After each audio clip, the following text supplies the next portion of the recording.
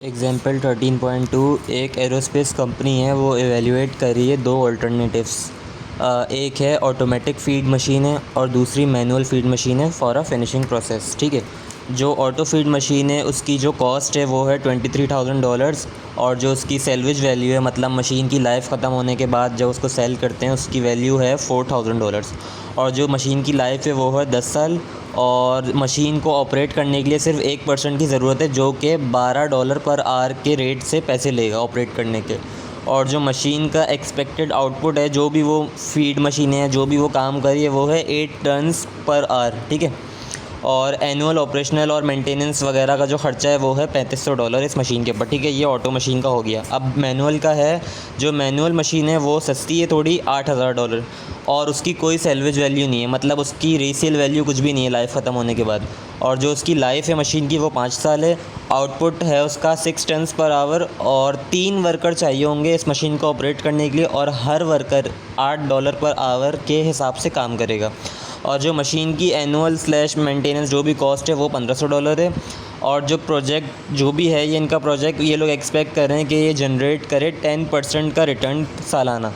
ठीक है, और हमें बताना है कि how many tons per year must be finish to justify the higher purchase. अच्छा, तो ये कह रहे हैं कि हमें बताना है कि कितने टन्स जो भी ये काम कर रहे हैं, जो भी फीडिंग है ये करनी है, ताकि हम जस्टिफाई करें कि जो ऑटो मशीन की जो हायर परचेज़ कॉस्ट है वो जस्टिफाई हो सके उससे। ठीक है, तो पहले तो हम दोनों का एनुअल वेरिएबल कॉस्ट निकालेंगे कि मतलब साल का इनका कितना ख़र्चा आ रहा है इनको ऑपरेट वगैरह करने के अंदर। ठीक है, तो पहले हम ऑटो का कर रहे हैं, तो यहाँ पे हमने लिख दिया कि x रिप्रेजेंट कर रहा है number of tons per year. ठीक है, annual VC is equals to auto वाली $12 पर आवर के हिसाब से काम करेगा एक बंदा। 1 घंटे के अंदर वो 8 टन जो है वो काम कर, अब वो जो भी है फीड वगैरह वो करेगा। ठीक है, और x टन्स पर ईयर। इसको सॉल्व करा हमने तो 1.5x आया एनुअल VC, मतलब कि $1.5 पर आवर के हिसाब से इसका ऑपरेशनल कॉस्ट आ रहा है, मतलब कि जो भी ये काम कर रहा है उसके हिसाब से। एक सेकंड, हाँ 1.5, मतलब सपोज़ अगर 100 टन का काम किया तो 100 इंटू 1.5 आपका ये हो गया $150 का खर्चा है। इसी तरह 1000 तो 1500, इस तरह से, समझ गए ना। अब इसी तरह हम इसकी एनुअल वर्थ निकालेंगे ऑटो वाली मशीन की। तो सबसे पहले तो $23,000 की मशीन आए, माइनस में लिख दिया। अच्छा, प्रेजेंट वैल्यू थी वो, उसको हम एनुअल में करेंगे तो ये वाला फॉर्म लग जाएगा, 10% आ गया और लाइफ आ गई मशीन की, प्लस 4000 आ गया हमारे पास उसकी सेल्वेज वैल्यू, जो कि फ्यूचर की होती है, इसलिए हमने फ्यूचर से एनुअल में कर दिया, तो ये वाला फॉर्मूला लगाया। माइनस 3500 आ गई इसकी ऑपरेशनल कॉस्ट जो यहाँ पे लिखी हुई थी। ठीक है, और माइनस का 1.5x जो हमने अभी यहाँ निकाला है, जो कि इसको चलाने में ख़र्चा आ रहा है जो भी ये काम कर रही है। ठीक है, तो इसकी हमने एक इक्वेशन बना ली और यहाँ इसको इसके आगे सॉल्व नहीं किया। ठीक है, अच्छा, इसी तरह हम अब करेंगे मैनुअल का एनुअल VC निकालेंगे, वेरिएबल कॉस्ट।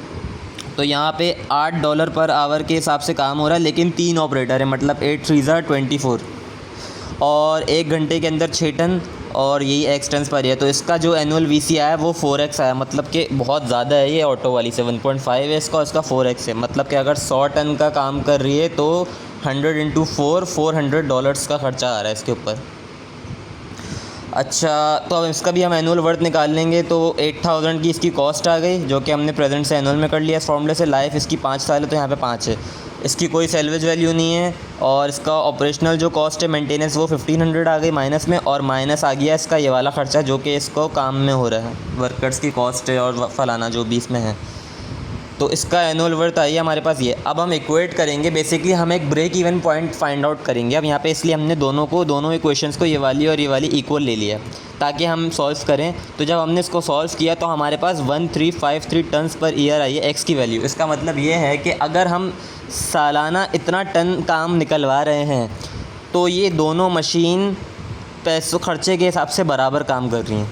लेकिन अगर हमारा काम इससे बढ़ गया तो हमारे लिए ऑटो मशीन फ़ायदेमंद है। क्यों? क्योंकि जो उसका ऑपरेशनल कॉस्ट है ना, जो वो वर्कर्स वाला कॉस्ट है, उसका जो ख़र्चा दे रहा है वो कम है बनस्बत इसके जो 4x है।